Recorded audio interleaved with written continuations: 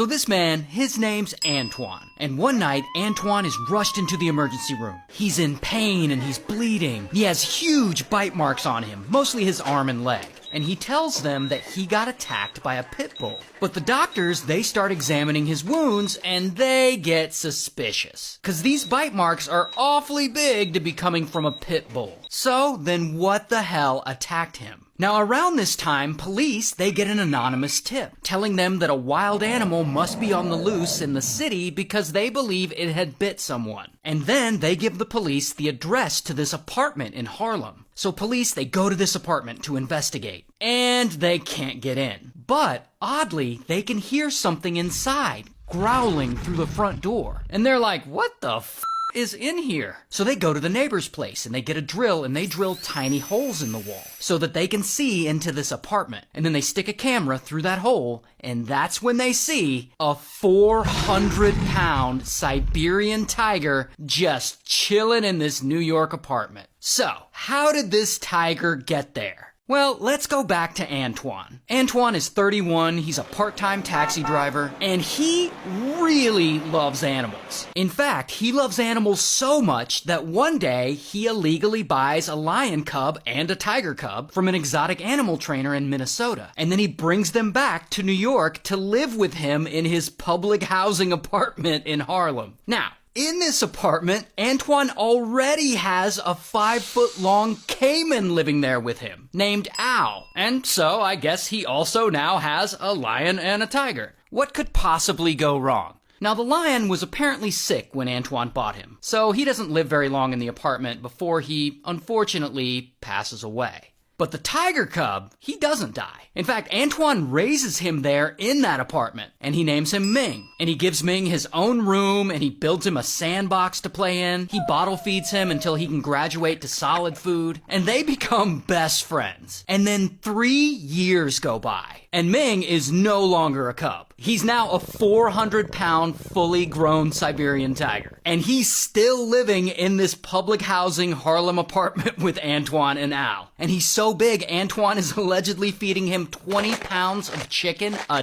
day. 'Cause yeah, tigers eat a lot. Now you would think this would go horribly wrong. Like a man and a huge tiger secretly living in an apartment together? But no, so far it all seems to be going fine.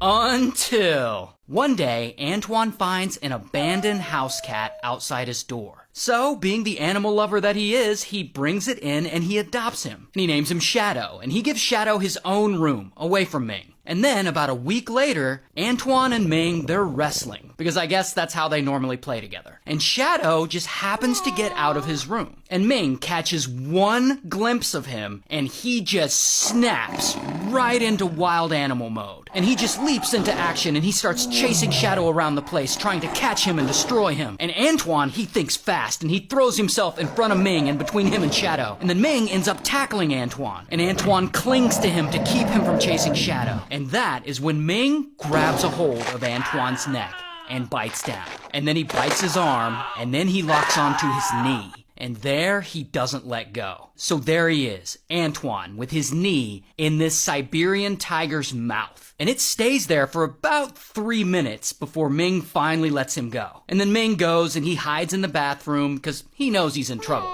He's a bad kitty. But Antoine, he's hurt really bad. So he calls paramedics and they rush him to the hospital, and that is where he lies and tells them he was attacked by a pit bull. Because he's worried they're going to find out about Ming and then they're going to come and take his tiger away. So anyway, back to the police. Police are in the neighbor's apartment and they look through the hole that they had drilled in the neighbor's wall. And they see a fully grown tiger just chilling there. So officers are like, holy shit.